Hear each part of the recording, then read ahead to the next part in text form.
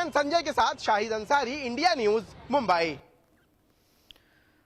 और चलिए बुलेटिन में रुक करेंगे। कोलकाता का बड़ी खबर सामने आई है। कोलकाता में ईडी की कार्रवाई, जहां बता दें आईपैक के डायरेक्टर प्रतीक जैन के ठिकानों पर रेड पड़ी है। बड़ी खबर, वित्तीय अनियमितता मामले में यह बड़ी कार्रवाई हुई है, जहां प्रतीक जैन के घर पहुंची ममता बनर्जी। ईडी छापेमारी पर ममता ने नाराजगी जताई है। तो देखिए, प्रतीक जैन के जो ठिकानों पर ईडी ताबड़तोड़ कार्रवाई कर रही है, उस पर अब पश्चिम बंगाल के मुख्यमंत्री ममता बनर्जी नाराज हो गई हैं और उन्होंने प्रतीक जैन के घर पर उनसे मुलाकात की है। बता दें आपको, ईडी छापेमारी पर ममता ने नाराजगी जताई थी, उनका बयान भी सामने आया था और इसी पर आईपैक के डायरेक्टर प्रतीक जैन पर अब गाज गिरती नजर आ रही है। बता दें आपको, ये भी जानकारी सामने आई है कि 4 से 5 जगहों पर उनके ठिकानों पर ईडी का ताबड़तोड़ एक्शन जारी है। देखने वाली बात होगी इस पर क्या अहम खुलासे होते हैं। लेकिन अब जो ये गाज है, कहा जा रहा है पश्चिम बंगाल में जो चुनाव का माहौल है उसके पहले ये बहुत बड़ा झटका टीएमसी को।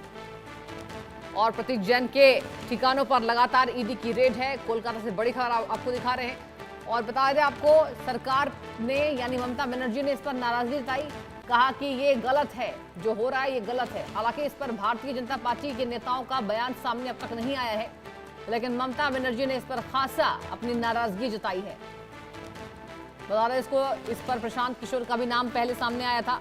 प्रतीक जैन के पहले प्रशांत किशोर ने आईपैक के संस्थापक वो रहे थे और कहा जाता है कि 2014 लोकसभा चुनाव के पहले उन्होंने इस आईपैक का फाउंडेशन किया था और वो उसके फाउंडर थे।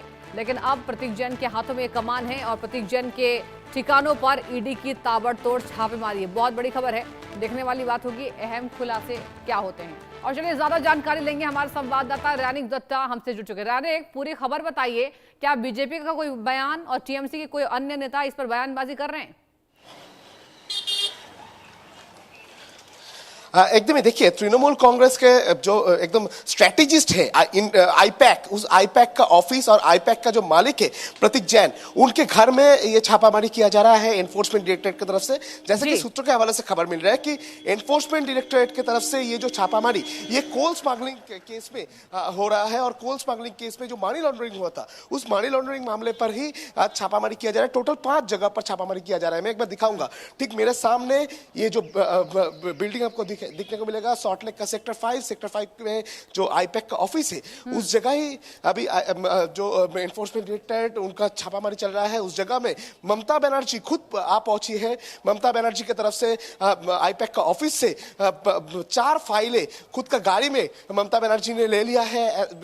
ये तस्वीर भी सामने आया है और ममता बनर्जी कुछ समय पहले, करीब आधे घंटे पहले इधर आ पहुंचे हैं। इस बिल्डिंग में ममता बनर्जी अभी मौजूद है। एनफोर्समेंट डायरेक्टरेट की तरफ से जिस जगह पर छापामारी किया जा रहा है यानी आईपैक का जो ऑफिस, उस आईपैक का ऑफिस ही ऑफिस के अंदर ही ममता बनर्जी अभी मौजूद है। ममता बनर्जी खुद इधर आ पहुंचे थे और ममता बनर्जी की तरफ से आरोप दिया जा रहा था कि आईपैक का ऑफिस से तृणमूल कांग्रेस का जो स्ट्रेटेजी है, तृणमूल कांग्रेस का जो डॉक्यूमेंट्स है, वो डॉक्यूमेंट्स ईडी जब्त करना चाहते थे और इसी वजह से ममता बनर्जी इधर आ पहुंचे हैं। ममता बनर्जी की तरफ से वो डॉक्यूमेंट्स, बहुत सारे फाइलें जो है वो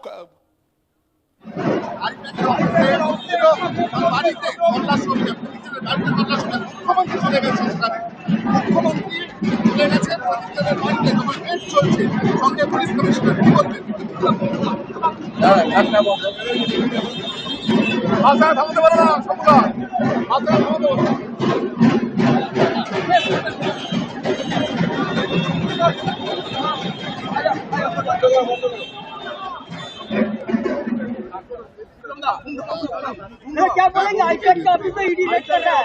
যখন রেড চলছে মুখ্যমন্ত্রীর বাড়িতে চলে গেছেন, পুলিশ কমিশনার ওই বাড়িতে চলে গেছেন, কি বলবেন?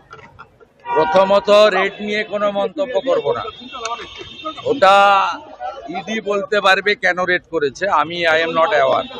কিন্তু মুখ্যমন্ত্রী কেন্দ্রীয় সংস্থা, সাংবিধানিক সংস্থার কাজে এর আগেও হস্তক্ষেপ করেছেন। 2021 সালের তিনি নিজাম প্যালেসে ধর্ণা দিয়েছিলেন সিবিআই অফিসে। रैनिक, शुभेंदु अधिकारी का भी बयान सामने आ रहा था, बताइए अब तक कितने बयान बीजेपी नेताओं के सामने आए हैं और क्या कहा जा रहा है इस पूरे मामले पर? रैनिक।